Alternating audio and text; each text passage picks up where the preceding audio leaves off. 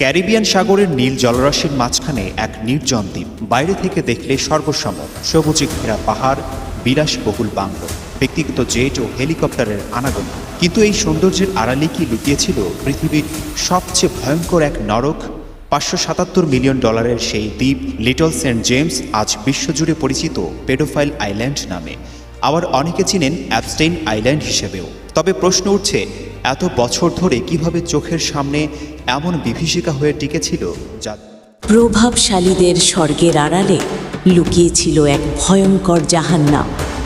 Jeffrey Epstein file থেকে উঠে আসছে এমন কিছু তথ্য যা শুনলে গা শিউরে উঠবে। জেফ্রি এপস্টাইন শুধু একজন অর্থদাতা নয়, তিনি ছিলেন একজন প্রমাণিত অপরাধী। অপ্রাপ্তবয়স্ক মেয়েদের নিয়ে তার অপরাধের ইতিহাস ছিল ভয়ঙ্কর এবং জঘন্য। অভিযোগ অনুযায়ী মেয়েদের এক দেশ থেকে আরেক দেশে, এমনকি নিজের ব্যক্তিগত দ্বীপে পর্যন্ত পাচার করা হতো। আর এখানেই শেষ নয়, এই মেয়েদের ব্যবহার করা হতো প্রভাবশালী ব্যক্তিদের খুশি করতে এবং অনেক সময় ব্ল্যাকমেল করার জন্যেও। সবচেয়ে ভয়ঙ্কর তথ্য হলো, এই চক্রে মেয়েদের দিয়েই আরও মেয়েদের ফাঁদে ফেলার কাজ করানো হতো। একটা পুরো রিক্রুটমেন্ট নেটওয়ার্ক বা ট্র্যাপ সার্কেল তৈরি করা হয়েছিল।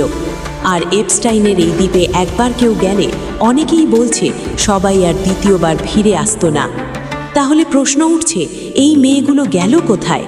তারা কি সত্যিই হারিয়ে গেল, নাকি এর পেছনে আছে আরও ভয়ঙ্কর কোনো সত্য? এপস্টাইন ফাইল প্রকাশের পর একটার পর একটা তথ্য সামনে আসছে, আর মানুষ বলছে প্রভাবশালীদের স্বর্গের আড়ালে আসলে ছিল এক নির্মম জাহান্নাম। আপনার মতামত কি? এপস্টাইন ফাইল নিয়ে আপনি কি ভাবছেন? কমেন্ট করুন। এই তালিকায় এমনকি বিল গেটসও সেই দ্বীপে কয়েকবার এসেছিলেন বলে নথিতে উঠে এসেছে।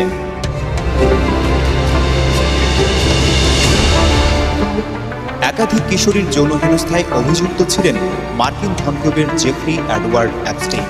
কমপক্ষে 40 জন নারী তার বিরুদ্ধে হেনস্থার অভিযোগ আনে।